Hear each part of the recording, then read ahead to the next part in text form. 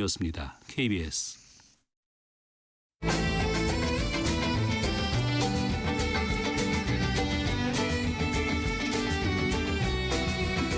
오늘을 함께하며 여러분의 내일을 응원합니다. 성공예감 이대호입니다.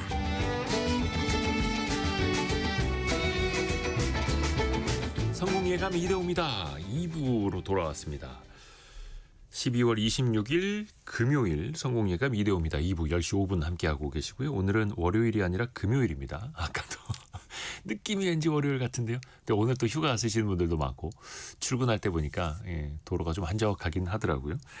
오늘 저희가 경제상식 퀴즈 내드렸던 것의 정답 알려드릴 시간인데요. 정답은 종량제 봉투입니다. 종량제 봉투.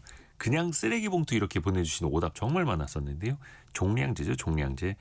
왜 이걸 말씀드렸느냐. 이제 내년부터 뭐 며칠 안 남았습니다. 새해부터는 쓰레기 직매립이 수도권에서 금지가 되고 소각을 한 다음에 매립을 해야 되는데, 그런데 또 소각장 시설비 이용료가 높아지다 보니까 지자체에서 종량제 봉투 가격을 올리는 것 아니냐, 이런 염려들이 좀 나온다라는 것도 알려드렸고요. 많은 분들이 맞춰주셨습니다. 2893님, 봉투값이 비싸서 최대한 채워서 버리게 되네요. 그런데 또 오르면 안 돼요 라고 보내주셨고, 꾹꾹 눌러 담고 그 위에 이게 선 그어져 있지 않습니까? 여기서부터 묶으라고. 대부분 그 이상으로 담으시죠. 그리고 아까 1578님도 꽉 채워서 누르다가 옆구리가 터지는 일이 아내 잔소리 들으면서도 저는 늘 그러네요. 쓰레기 줄이는 습관이 중요하다고 생각해요. 그렇죠? 그래서 그 옆구리 터진 부분 스카치 테이프로 붙이고. 이한용님, 스봉 이렇게 보내주셨는데, 요즘 이 줄임말도 유행하다 보니까, 근데 정확히 말하자면 종봉입니다. 종봉. 종량제 봉투. 왜 음식물 쓰레기도 음쓰 이렇게들 부르는데 요즘 줄여서 부르시는 거 하도 많아가지고 거의 소통이 또 안 될 때가 있습니다. 백상희 님이 쓰레기 내놓을 때 길에 버려진 쓰레기 주우면서 가요. 이 봉투를 야무지게 활용하고 거리 청소도 하면서 일석이조. 멋지십니다. 어차피 쓰레기 버리러 가는 길에 버려져 있는 거 같이 담아서 버리시는 분들. 오, 따뜻하신데요. 그리고 또 아까 그 정답 보내주시면서 질문 보내주신 분들도 많거든요. 오늘 함께 하실 분에게 이거는 잠시 후에 또 여쭤보겠습니다. 우선은 증시 잠깐만 좀 짚어보고요. 일단 원달러 환율이 아까 1450원대까지 다시 좀 반등하기도 했었는데 지금은 1448원대까지 좀 떨어지고 있고요. 당국의 개입이 또 계속되고 있는 걸로 또 추정이 되고 있는 상황. 1448원 원달러 환율 나타내고 있습니다. 그리고 오늘 코스피는 0.58% 오른 4132, 코스닥은 0.1% 강보합인 916.1 가리키고 있습니다. 밤사이에 미국장은 크리스마스 휴일로 휴장이었죠. 우리 시장은 좀 강보합을 보이고 있고요. 삼성전자가 3.4% 오르고 있네요. 100원에 큰일 날 뻔했네. 11만 4,900원. 11만 4,900원으로 거의 이제 최고가 행진 쓰고 있는 걸로도 보이는데요. 오늘 장중에 11만 5,100원 가면서 최고가를 기록을 했네요. 삼성전자가 강한 흐름 보이고 있습니다. 그리고 하이닉스도 2.2% 강세고요. SK스퀘어도 7%대 강세. 하여튼 뭐 반도체 관련된 기업들. 다만 오늘 뭐 조선주라든지 원전이라든지 그리고 금융주 좀 조정을 다른 것들은 좀 많이 받고 있고요. 대부분 반도체의 강세가 나타나고 있습니다. 아까 우리 종량제 봉투 이야기도 했고 쓰레기 관련돼서도 참 헷갈리는 게 많습니다. 특히 정부의 정책을 보면요. 정부가 플라스틱 더 줄이겠다 새로운 대책을 내놨는데 카페에서 이제 음료값 말고 컵값을 따로 표기하라. 또 장례식장에서는 일회용품을 쓰지 말도록 하겠다라는 것들이 나오고 있는데 헷갈리는 게 많습니다. 생활 속 환경 이슈들 자원순환경제연구소 홍수열 소장과 함께 이야기 들어보시죠. 안녕하세요. 네, 안녕하세요. 반갑습니다. 소장님의 애칭은 스박. 예, 스박. 쓰레기 박사님. 근데 여기 약간 텀이 필요합니다. 쓰레기 박사님. 너무 빠르게 이어서 부르면 어감이 안 좋을 수도 있겠다고요. 홍수열 소장님 오랜만에 모셨습니다. 종량제 봉투 얘기하셨는데 네. 그 쓰레기 종량제가 언제 시작됐는지 아세요? 이거 꽤 벌써 오래되지 않았나요? 네, 1995년에 시작했죠. 네네네. 그래서 올해가 쓰레기 종량제 시행 30주년이었습니다. 그때 김영삼 정부 때였죠. 네네. 맞아요. 저 어릴 적에 이게 왜냐면 저는 충격이었거든요. 예. 쓰레기를 돈 주고 버리니 초등학교 때였으니까. 아니다. 95년이면 중학교 때구나. 네. 그때는 충격이었습니다. 좀. 어쨌든 올해가 저물러 가는데 예. 이제 쓰레기 종량제 30주년이 저물어 가는 거죠. 아, 그러네요. 30주년. 아니 근데 그 종량제 봉투 관련돼서 아까 그 글 올려주신 분들이 있는데 이야기부터 좀 요구하고 시작을 할까요? 김지은님이 다른 지역 종량제 봉투도 전입 인증 스티커 부착 후에 사용 가능합니다. 일부 지자체는 그대로도 사용 가능해요 보내주셨어요. 그러니까 쓰레기 종량제 시행하면서 국민들 불편 중에 하나가 네. 이사를 가면 예. 전에 쓰고 남은 종량제 맞아요. 봉투를 쓸 수가 없다라고 하는 민원들이 많이 제기가 맞아요. 됐어요. 그래서 정부에서 그 종량제 지침을 바꾸면서 이사를 하더라도 전에 쓰고 남은 종량제 봉투는 뭐 5장, 10장 이내에는 쓸 수 있다. 이렇게 지침을 내렸고요. 어허. 지자체에서 이제 조례로 정하도록 되어 있는데 어떤 지자체는 전입 신고한 후에 종량제 봉투에 그 스티커를 붙이고 나서 쓸 수 있다. 아니면 그런 절차 없이 그냥 쓸 수 있다. 지자체 조례에 따라서 내용이 다르긴 한데 네. 어쨌든 정부 지침에 따라서 이사를 하더라도 전에 쓰던 종량제 봉투는 그 일정 매수 이내로는 그러니까 5장, 10장 이런 식으로 이내에는 쓸 수 있다 이렇게 보시면 됩니다. 0007 쓰시는 분은 관광지 그 지역에 사시는 분 같은데요. 다른 지역 분들이 본인 사는 지역에 종량제 봉투를 버리니까 수거를 간혹 안 하는 경우도 있어요라고 보내주셨는데 이게 왜냐면은 그 지역별로 종량제 봉투 가격이 지자체별로 다 다르다면서요. 그 다른 부분도 있고 예. 그 종량제 봉투를 구매한다라고 하는 거는 쓰레기 처리비를 내는 거거든요. 그러니까 돈은 다른 지자체에 내고 쓰레기는 다른 곳에 버리면 그러니까 지자체가 싫어하는 거네요. 그렇죠. 자기가 그냥 덤터기 쓰는 거니까 원래는 수거를 안 하도록 되어 있죠. 지자체별로 봉투 가격이 다 다른 건 왜 그런 거예요? 일단 지자체 조례로 정하도록 되어 있기 때문에 네. 지자체에서 뭐 자기들이 그렇게 정하면 다를 수는 있는 것이죠. 원래 그 엄격한 의미에서는 쓰레기 처리비가 지자체별로 다를 수가 있기 때문에 처리 비용 자체가 예, 그 여건이 다르기 때문에 그런 것들을 반영하면은 다를 수는 있긴 한데 시민들의 혼란 측면에서 보면은 그 차이가 크지는 않기 때문에 좀 통일시키는 게 낫죠. 그래서 서울 같은 경우에는 25개 지자체를 다 통일시켰어요. 구별로 똑같아요. 네, 예전에는 구별로 다 달랐거든요. 그 부산시 같은 것도 경우도 마찬가지고 되게 그래서 그 광역 대도시의 경우에는 구별로 좀 통일하는 거예요. 통일하는 흐름으로 가고 있어요. 그리고 아까 832 쓰시는 분께서 요즘 같은 시대에 종량제 봉투 온라인 판매 좀 했으면 좋겠는데요. 회사에서 이거 사러 가는 것도 일이에요라고. 온라인 판매가 안 되나요? 종량제 봉투가? 네, 종량제 봉투는 일종의 화폐거든요. 그 쓰레기 처리비를 내는. 그렇기 때문에 1995년에 쓰레기 종량제 시행하고 난 이후에 발생했던 문제 중에 하나가 위조거든요. 위조 화폐처럼. 종량제 봉투도 위조가 있습니까? 위조 사건들이 계속 터져요. 왜냐하면은 그 종량제 봉투 만드는 원가는 얼마 되지 않는데 가격은 10배 이상 비싸잖아요.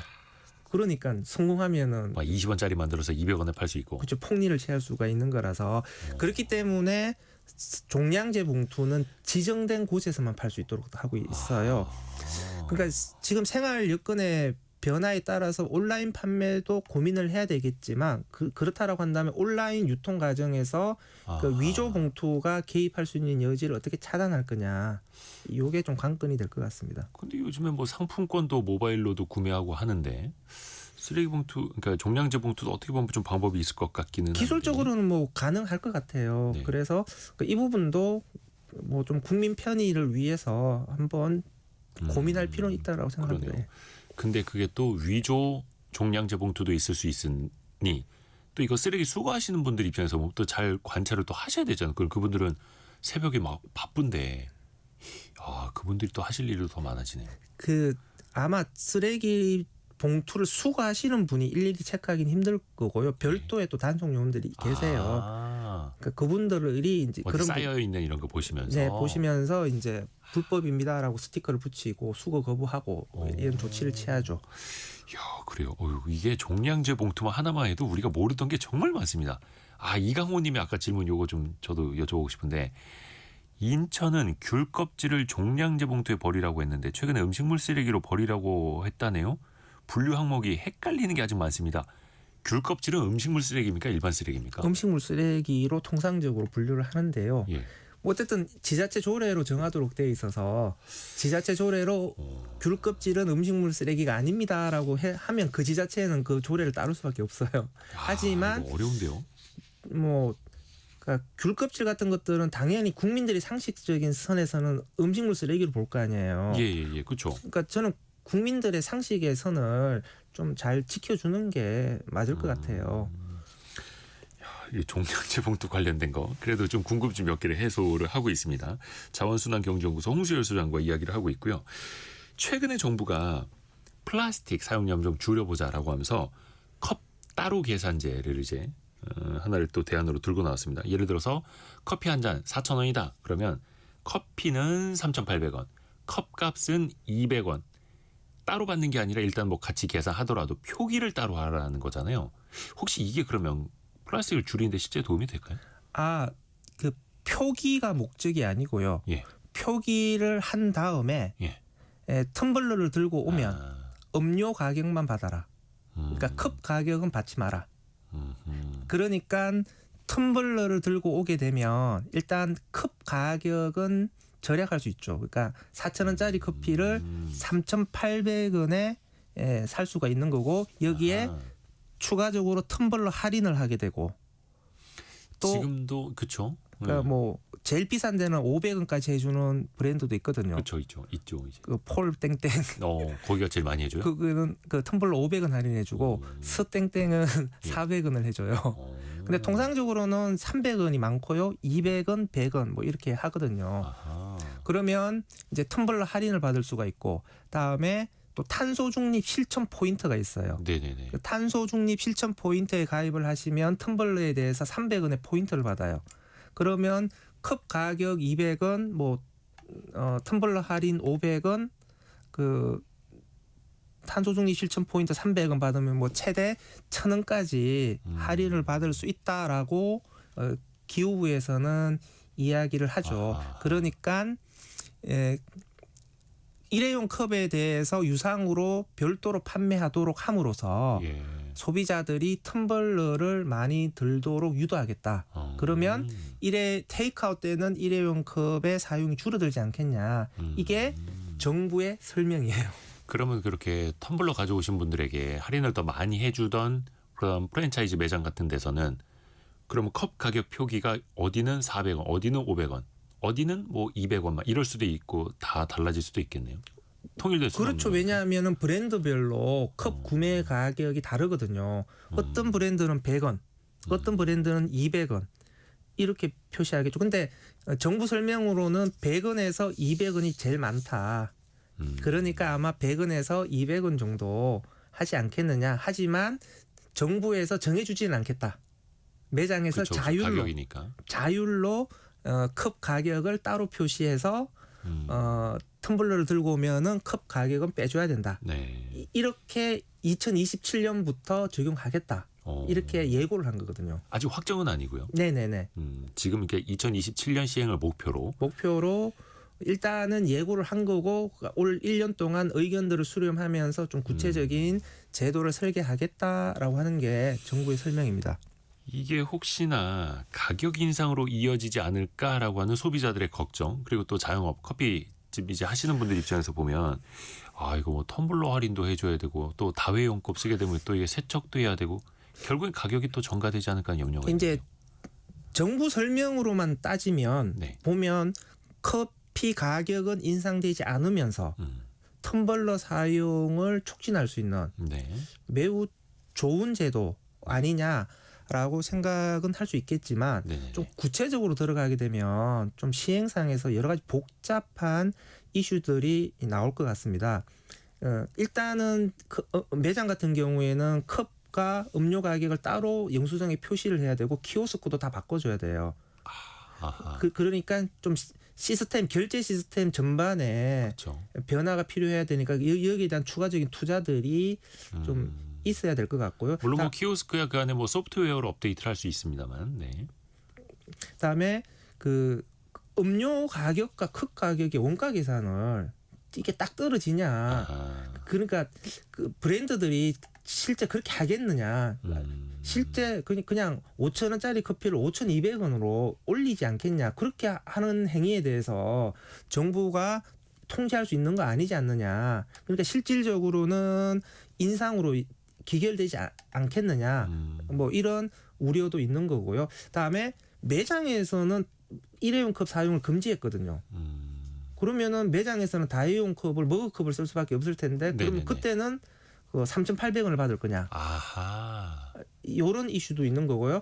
다음에 지금 텀블러 할인을 해주는 경우는 네. 컵 가격을 받는 것을 전제로, 그러니까 음료 가격에 컵 가격이 반영되어 있는 것을 전제로 해서 텀블러를 들고 오면은 할인을 해주는 거거든요. 네네네. 그러니까 지금의 텀블러 할인이라고 하는 게 일종의 컵 가격을 빼주는 정도에 네. 이미 사실은 텀블러 할인을 하는 카페들의 경우에는 컵 가격을 빼주는 거거든요. 네네네. 그런데 지금은 컵 가격을 빼고 또 추가적으로 텀블러 할인을 하라는 거거든요. 그러면은 카페 입장에서는 텀블러 할인의 순손실이 커지는 거라서. 그럼 또 그 텀블러 할인을 또 없애거나 조정을 하겠죠. 그렇죠. 그러니까 결국은 텀블러 할인을 없애거나 아니면 실제 그냥 음료 가격을 올려서 그 이 부분을 상쇄하거나. 그래서 그러니까 실제 적용이 될 때는 좀 정부의 의도와는 그쵸. 다르게 제도가 이상과 흘러갈 현실은 다르죠. 가능성도 있는 거고요. 다음에 소비자 입장에서 보게 되면 만약에 그 컵 가격을 만약에 음료 가격이 올라가게 되면 그러면 소비자 부담이 증가하게 될 텐데 네. 이게 그 텀블러를 많이 드는 효과로 가게 되면은 사회적 이익이 커졌으니까 이것도 괜찮다. 서로 상쇄된 거 아니냐라고 볼 수는 있겠지만 텀블러 비율이 별로 안 올라가요. 그런 상태에서 소비자 부담만 증가하게 되면 이렇게 되는 거죠. 카페 이익이 증가하는 거죠. 그러면 카페 입장에서는 일회용 컵을 쓰면 쓸수록 이익이 더 증가하는. 그러면 오히려 카페들로 하여금 일회용 컵을 더 쓰게 조장하는 효과가 나타날 수도 있는 거 아니냐. 뭐 이런 역설적으로. 우려도 있습니다. 그래서 이미 아직 시행은 안 되고 있기 때문에 이것의 효과가 긍정적인 효과가 더 클 것이다. 풍선 효과가 더 커질 것이다.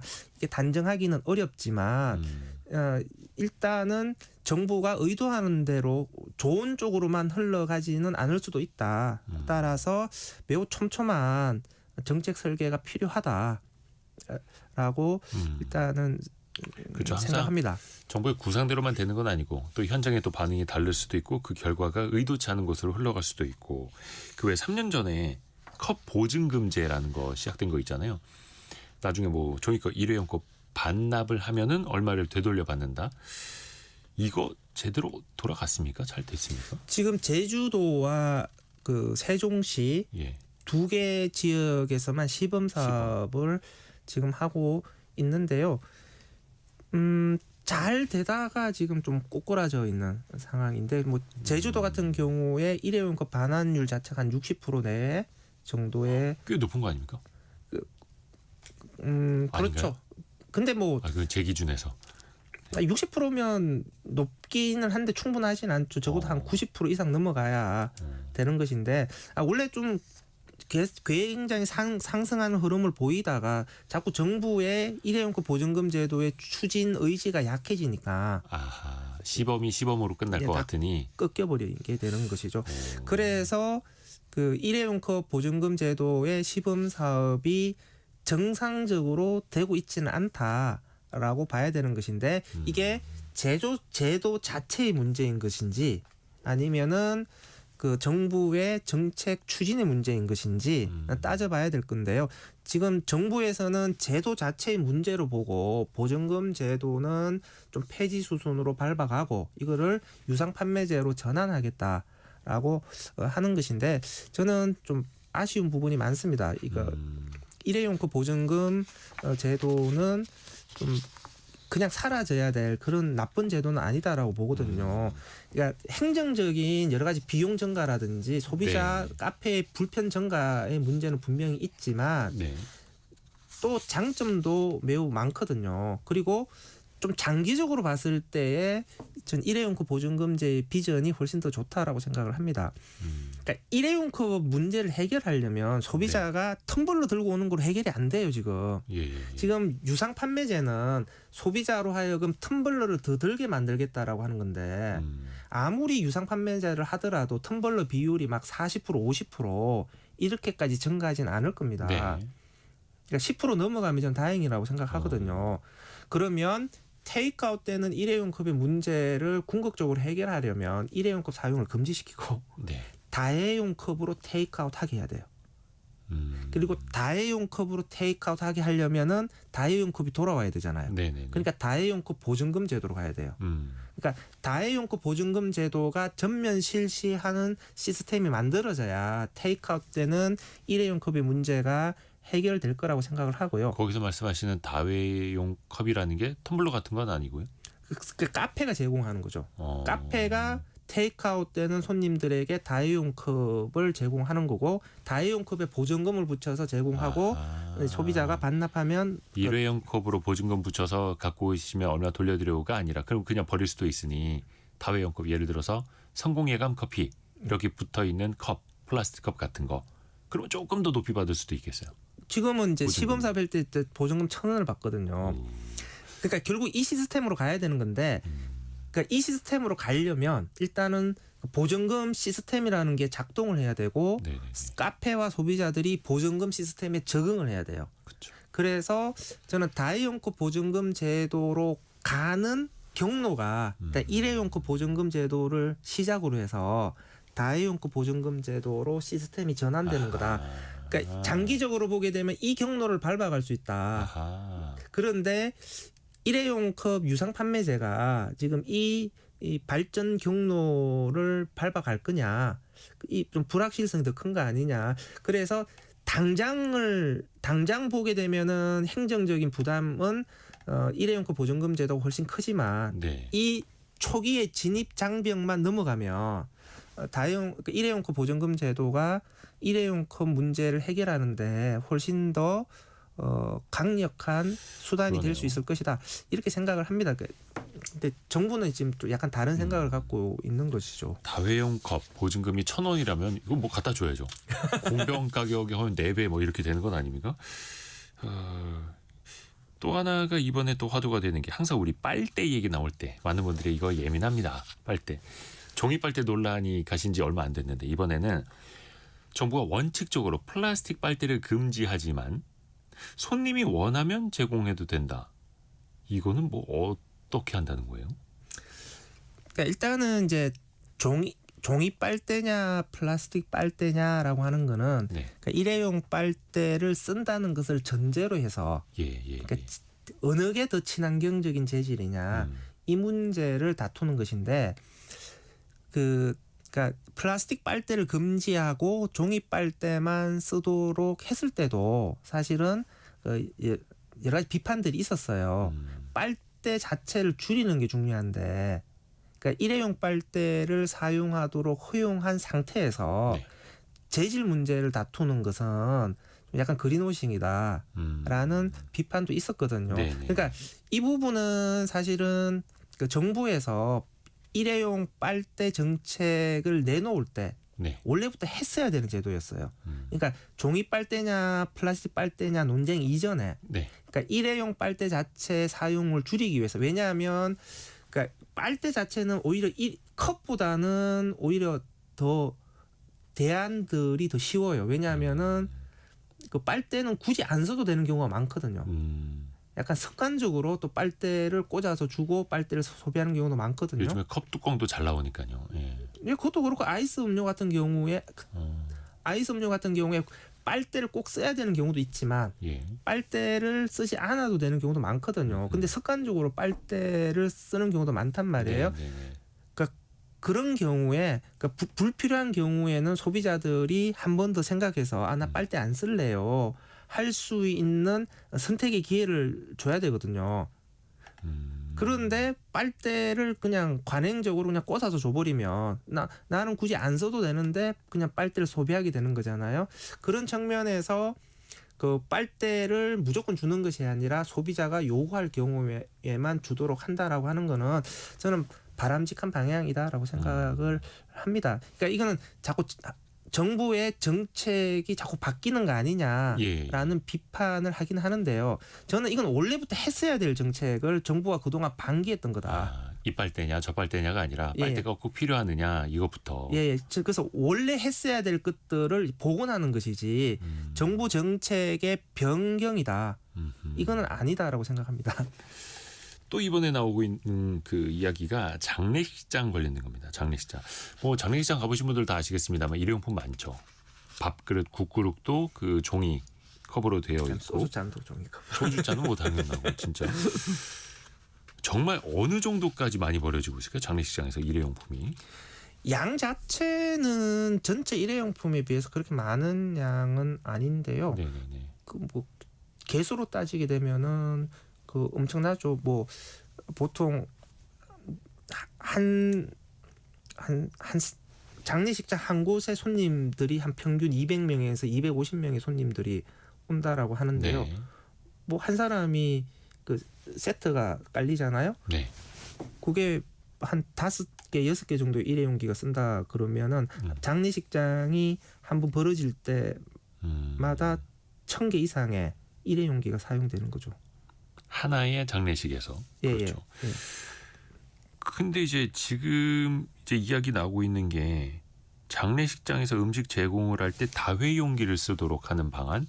물론 이것도 이제 일부에서는 또 시범으로 하고 있다라고 하는데 박사님이 보시기에는 어떻습니까? 이게 또 많은 분들의 또 비용 부담이 또 이어질 수도 있겠고 설거지해야 하는 사람의 인건비 부담이 될 수도 있다. 막 이런 이야기도 나오지 않습니까? 일단은 그 장례식장에서 다회용기를 쓰도록 한다고 했을 때 상주들이 설거지하는 건 아닙니다. 그렇죠. 상주들 지금 뭐 슬픔에 잠겨 있는데 옆에서 설거지할 시간이 어디 있겠습니까? 예, 제가 장례식장에서 다회용기 써야 된다라고 얘기를 하면 댓글 달리는 거 보면 그 상주들을 보고 설거지하는 소리냐 이렇게 비판 댓글이 엄청나게 많이 달리는데요. 네. 그러니까 상주들을 보고 설거지를 하라고 요구하는 것이 아니라 아니고. 그러니까 다회용기를 빌려서 쓰라. 그러면 사용한 다회용기를 반납하면 전문 세척 설비에서 세척 업체에서 세척을 하도록 하는 것이죠. 네. 물론 일회용기 쓰는 것에 비해서 다회용기를 세척하게 되면 그 다회용기 비용이 일회용기에 비해서는 조금 올라갑니다. 그래서 그 상주들의 비용 부담이 좀 증가하는 부분이 있는데요. 전체적인 비용으로 봤을 때 아주 크게 비용이 올라가는 것은 아닙니다. 그래서 저는 충분히 수용 가능한 영역이라 생각하고요. 그리고 그러니까 비용 부담이 그리 크지 않다라고 보신 거예요. 다회용기 사용이 보편화가 되면 규모의 경제 때문에 용기 세척 비용이 떨어질 거예요. 지금은 워낙 그 보편적으로 사용하는 게 아니니까 세척 비용이 높을 수밖에 없거든요. 네. 그런데 이 모든 장례식장에서 다회용기 사용이 의무화가 되게 되면 그 세척 비용은 충분히 그 일회용기 수준으로 떨어질 수도 있다라고 생각을 하고요. 지금 그 서울 삼성병원이 네. 올해부터 모든 장례식장을 다회용기로 다 바꿨거든요. 그래서 그 삼성서울병원 관계자분하고 제가 인터뷰를 해봤는데요. 네. 만족도가 굉장히 높아요. 그래서 앞으로 쭉 계속 가겠다. 그 이용객들의 만족도도요? 그 병원의 만족도도 괜찮고, 예. 다음에 그 상주분들의 만족도도 괜찮다.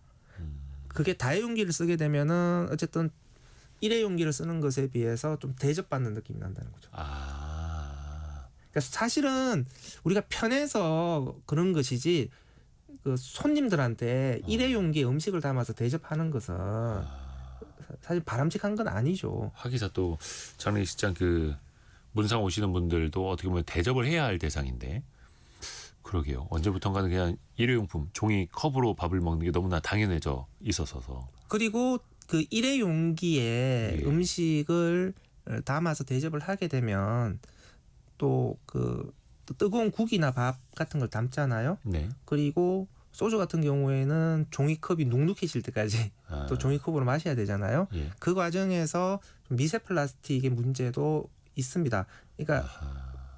문상하러 온 손님들한테 미세 플라스틱 대접을 하는 게 되는 거니까. 우리는 종이컵으로 알고 있지만 종이컵 안쪽에 얇은 플라스틱 막으로 또 코팅이 되어 있으니까. 종이컵도 그렇고 종이 용기도 그렇고 예. 다 안쪽에 비닐이 코팅되어 있고 비닐이 얇기 때문에 미세 플라스틱이 훨씬 더 많이 떨어져 나오거든요. 아, 그래요. 그런 의미에서 본다면 좀 더 친환경적인 다회용기로 사용하는 것이 손님 접대의 개념에 맞는 것이죠. 이야.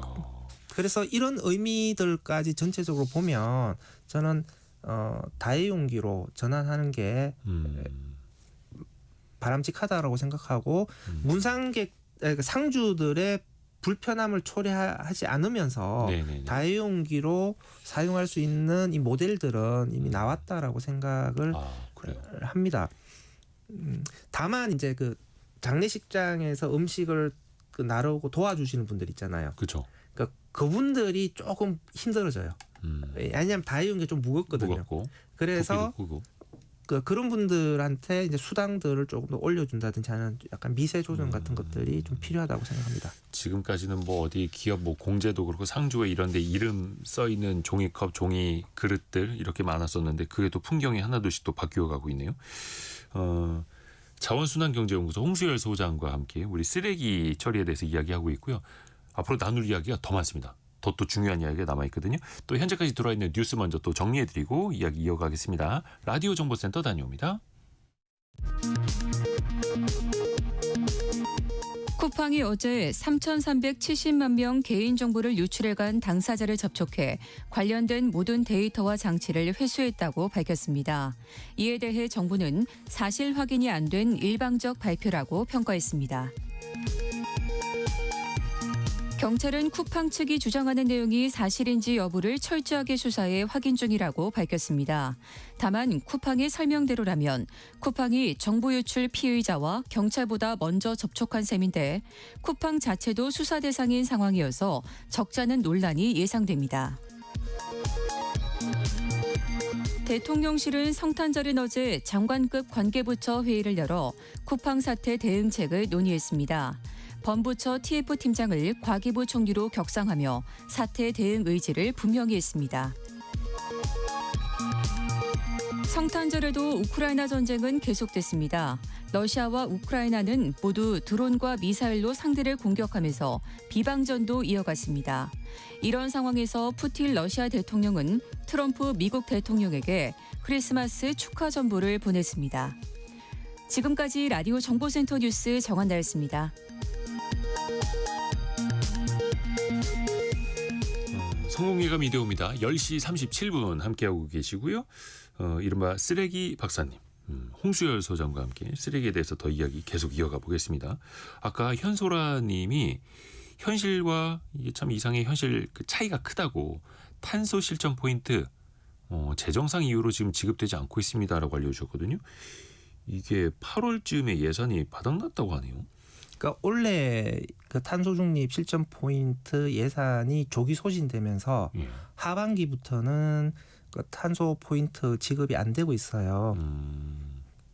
그러니까 정부의 예상보다 탄소 포인트를 이용하시는 국민들이 늘어난 거죠. 그러니까 그 측면에서 보면은 좀 긍정적인 것인데 이제 정부가 이와 관련된 충분한 예산들을 확보하지 못한 거는 이제 제도 신뢰성 측면에서 문제가 되겠죠. 그래서 저는 좀 탄소 중립 실천 포인트는 이제 국민들의 친환경 생활을 유도하는 것이기 때문에 매우 바람직하다라고 생각을 하는 건데요. 이 제도 운영에 필요한 재원은 어떻게 하면 안정적으로 마련할 거냐라는 것도 고민할 필요가 있는데요.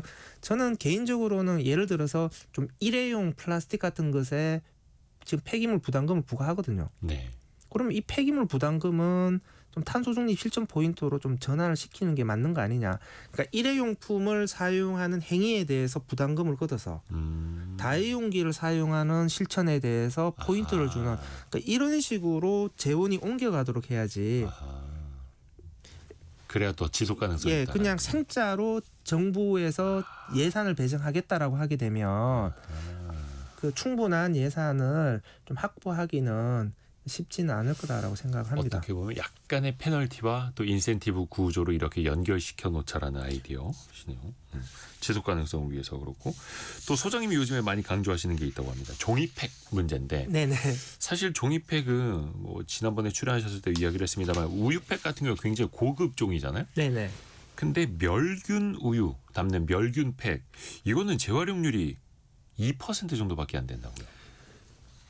지금 그 멸균팩을 보게 되면 분리배출 표시 밑에 재활용 어려움이라고 적혀 있어요. 그 서울환경연합에서 조사를 해봤더니만 네.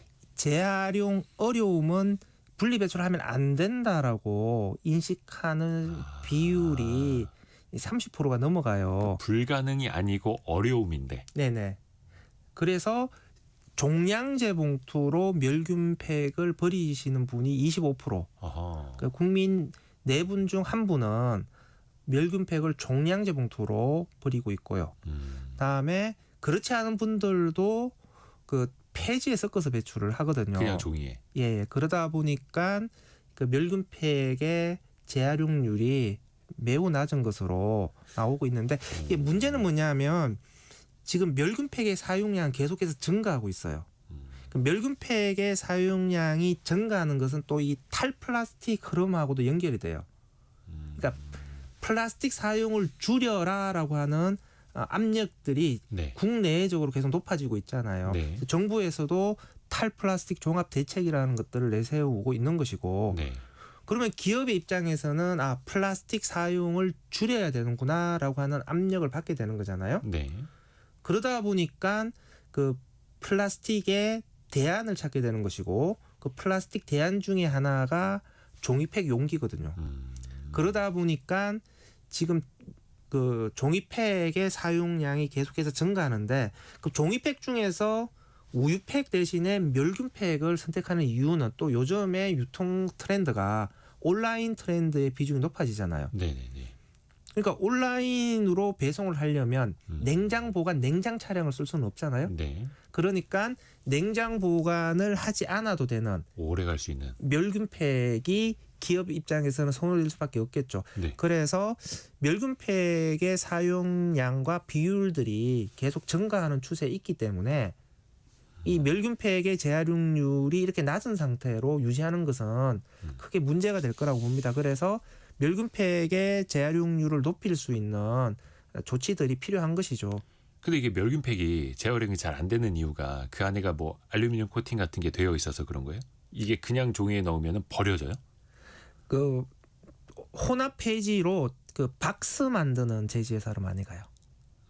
그런데 어쨌든 종이팩의 경우에는 그 알루미늄보다는 양면에 비닐이 코팅되어 있기 때문에 양면의 비닐. 예, 비닐 코팅으로 인해서 좀 해리의 문제가 좀 발생을 하는 거거든요. 뭐 이렇게 종이를 녹였을 때요. 네네.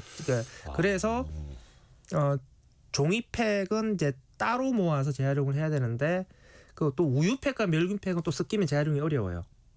그래요. 예. 그래서 우유팩 따로, 멸균팩 따로 각각 따로 모아서 제지회사로 보내서 재활용을 해야 되는 거거든요. 그러니까 요 시스템을 이제 어떻게 잘 만들 거냐라고 네네. 하는 것이 관건인데 첫 번째로는 이 재활용 어려운 표시를 빨리 없애줘야 돼요. 소비자들이 너무 착각하고 있으니까. 불가능으로 착각을 하니까. 예. 그래서 재활용 어려운 표시를 없애고 그냥 분리배출하도록 유도를 하고요.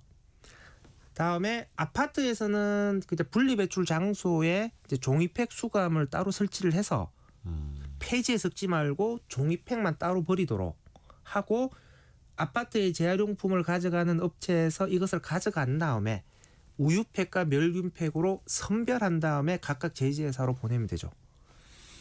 요즘은 그러게요. 기계로 선별하거든요. 그래요? 예. 그 센스가 이제 빛을 쏘면은 어허. 그 알루미늄을 인식해요. 그러면 알루미늄이 코팅 그러면 네. 이제 알루미늄이 코팅되어 있는 멸균팩과 알루미늄이 없는 종이팩. 우유팩을 인식을 해서 이게 공기로 이렇게 싸서 이렇게 자동으로 선별을 하거든요. 요. 그래서 사람들이 손으로 일일이 선별하지는 않습니다. 그래서 예. 폐지하고만 구분해서 종이팩만 따로 버려주기만 하면 예, 예. 그 이후의 단계에서는 충분히 시스템적으로 관리를 할 수가 있는 거거든요. 그러게요. 근데 이제 뭐 이렇게 아파트 뭐 주거단지에서 생활하시는 분들 아시겠으나 멸균팩만 따로 모으는 장소는 보기 힘들잖아요. 그러니까 멸균팩만 따로 모은다 이렇게 가면 안 돼요. 그래요. 우유팩과 멸균팩을 같이 모아야죠. 일단 거기서 그러면 이제 현장에서는 처리할 수 있으니까. 지금 그 서울의 노원구나 서초구, 도봉구에서는 지금 아파트에서 시범 사업 하거든요. 그러니까 아파트 분리배출 장소에 그냥 멸균팩 수거함이 아니라 종이팩 수거함을 놓는 거죠. 아하. 그러면 우유팩이나 멸균팩이나 그냥 한꺼번에 넣는 거예요. 일반 종이랑만 구분이 되면 된다. 그래서 아파트 분리배출 장소에 종이팩 수거함이 의무적으로 설치되도록 정부와 지자체에서 그렇게 만들어줘야 네. 시민들이 실천을 할 수가 있는 거잖아요. 지금 서울에 있는 대부분의 아파트에서는 분리배출 장소에 종이팩 수거함이 없어요. 네. 그러다 보니까 일반 폐지에 버리면 재활용이 안 된다라고 들었는데 막상 분리배출을 하려고 보면 종이팩 버릴 곳이 없단 말이에요. 그렇죠. 그러니까 다 그냥 한꺼번에 버리는 거죠. 그렇죠. 그러니까 이거는 시민들의 실천의 문제라기보다는 좀 시스템의 문제다라고 네. 생각합니다. 박재만 님이 텀블러 갖고 다니시는데 뚜껑이 좀 고장 났다고. 몸통은 멀쩡한데 버리기 아까운데 어떻게 하죠? 왜 뚜껑만도 팔죠? 그 텀블러 제조사 홈페이지에 가시면요. 이른바 그 실리콘 패킹이라고 하는 거 뚜껑 그 부위별로 따로 사실 수가 있습니다. 그래서 텀블러 그냥 통째로 버리시는 게 또 이게 낭비입니다. 자, 그리고 또 중요한 거 있습니다. 당장 1월 1일부터 26년도부터 수도권에서 생활쓰레기 직매립이 금지된답니다. 이게 이제는 더 이상 묻을 데가 부족해져서 그런 겁니까? 한계에 이르러서 이제 어쩔 수 없는 거예요? 수도권 매립지의 매립지 용량은 여전히 남아 있어요. 아직은 그런데 남아 있는데. 아껴 써야죠. 지금처럼 계속 매립을 하게 되면 매립지 수명이 다 종료될 거 아니에요. 그렇죠. 그럼 대체 매립지를 지금 구하기가 매우 어려워요. 그러니까 매립지를 오래 쓰려면 매립되는 쓰레기 양을 줄여야 되는 거죠. 그래서 종량제 봉투를 바로 매립하는 것을 금지해야 된다. 그러니까 2030년부터는 전국적으로 다 적용이 되는 거고요. 수도권 지역은 수도권 매립지 문제가 제일 심각하니까 먼저 5년 앞당겨서 아하. 그러니까 2026년부터 그러니까 내년부터 수도권 지역은 종량제 봉투를 바로 매립할 수 없다. 이렇게 가는 거죠. 그러니까 한번 소각을 한 다음에 타고 남은 재를 묻어라라고 이제 바뀌는 건데 그 공공 소각장은 거의 이제 늘지 않는다면서요. 더 늘리기도 어렵고 소각장 자체도 거의 포화 상태라고 하고 그럼 이제 민간 소각장을 또 이용을 해야 되는데 거기는 또 비용 문제가 또 크다고 하고요. 그러니까 지금 작년 기준으로 1년에 한 51만 톤 정도가 수도권 매립장에 간 거거든요. 네. 그러면 직매립 금지가 되면은 이 51만 톤의 종량제 봉투를 해결을 해야 돼요. 그런데 공공소각장은 그만큼 증설이 안 된 거거든요. 예. 그러면 결국은 민간 시설들을 이용할 수밖에 없겠죠. 아하. 근데 민간 시설은 민간 소각장만 있는 건 아니고 시멘트 시설도 있어요. 네. 그래서 종량제 봉투가 민간 소각장에 바로 소각이 되거나 아니면 시멘트 시설로 가서 유연탄을 대체하는 연료로 사용이 되거나 이렇게 할 텐데 어쨌든 민간 시설을 이용을 하게 되면 공공 시설을 이용하는 것에 비해서 단가는 좀 서서히 올라갈 것으로 높아지겠죠? 예상이 됩니다. 그래서 지자체의 재정 부담이 커질 수밖에 없는 것이고 쓰레기 처리의 안정성도 장기적으로 보면 좀 어려워지겠죠. 이게 한번 소각하고 나서 묻자라고 하면은 왜 소각장 하면 인식이 이거 대기오염 심해지는 거 아니야라고들 하실 수 있잖아요. 실제로는 어때요? 그 소각장이 설치가 되면은 소각장이 설치되기 전보다는 네. 오염 물질 배출량이 증가하겠죠. 그래서 비포 애프터로 따지면은 생활 환경은 좀 더 안 좋아지는 것은 사실이겠지만 그것이 그 우리가 수용할 만한 한도 이내냐 아니면 한도를 벗어나는 거냐의 문제가 될 텐데 지금은 최신 오염 방지 시설을 설치를 했기 때문에 이제 필터를 하고 또 뭐 탄소 포집도 노력을 하고 있고요. 네네 그래서 그 소각장 설치됐다고 해서 주변 지역에 못 살겠다, 너무 불편하다, 힘들다 이렇게 체감할 수 있을 정도는 아닙니다. 저도 지금 20년째 소각장 옆에 살고 있거든요. 우리 동네가 서울에서 가장 큰 소각장이 있어요. 근데 최근에 서울 지역도 그렇고 이제 추가로 소각장 관리 필요하다라고 하면 당장 그 지역에서 막 엄청 들고 일어나지 않습니까? 막 반대 시위 심하고. 좀 현실적인 대안이 좀 있을까요? 저는 이제 뭐 소각장은 설치될 수밖에 없다라고 생각하는데, 네. 그러니까 어느 용량의 소각장을 설치해야 될 거냐는 좀 논란의 대상이 될 거라고 생각을 네. 합니다. 소각을 피할 수 있는 방법도 있는 것이죠. 그러니까 소각을 줄일 수 있는 방법을 먼저 찾아야 된다. 쓰레기를 줄이는. 예, 그런데 통상적으로 분리배출을 잘하는 것이 제일 좋은 방법이겠지만 분리배출을 하지 않더라도 종량제 봉투로 배출되더라도 종량제 봉투를 뜯어서 네. 그 선별해서 재활용을 할 수 있는 방법도 있어. 이걸 종량제 봉투 전처리 설비라고 하거든요. 그러면 소각 용량을 지금보다 절반으로 줄일 수 있어요. 그래서 소각장 건설에만 매몰될 것이 아니라 소각을 피할 수 있는 다양한 방법도 찾을 필요가 있다라고 생각합니다. 하정숙님이 미국 딸네 집에 갔었는데 분리수거 전혀 안 해서 놀랐네요. 대형통에 무조건 다 갖다 버리더라고. 사실 우리나라가 정말로 환경 잘 지키고 있고 분리수거도 정말 잘하고 있고 또 한정된 땅 잘 또 활용하기 위해서 정말 많은 분들이 또 노력하고 있고요. 우리 또 청취자분들 비롯해서 우리 국민들도 정말 잘하고 있는 거죠. 하지만 조금 더 잘해보자. 이런 고민은 또 계속될 수밖에 없습니다. 해야 하고요. 오늘 자원순환경제연구소 홍수열 소장과 함께했습니다. 고맙습니다. 네, 감사합니다. 감사합니다. 오늘은 이제 금요일인데 바로 또 주말이 시작이 됩니다. 내일은 성공예감 주말판 별책 부록이 방송되는 토요일이죠. 출산율은 세계 최저 수준이고 일할 수 있는 인구도 줄어드는 이 대한민국. 많이들 위기라고 합니다. 그런데 역설적으로 또 부의 자원 측면에서 초을형 사회를 또 볼 수도 있다고 하거든요. 그 반대되는 시선도 한번 들어보시죠. 인구와 부라는 책을 같이 읽어봅니다. 조영태 서울대 인구정책연구센터장과 함께합니다. 내일도 일라디오와 유튜브에서 동시에 만나실 수 있습니다. 성공예감은 오늘도 여러분을 응원합니다.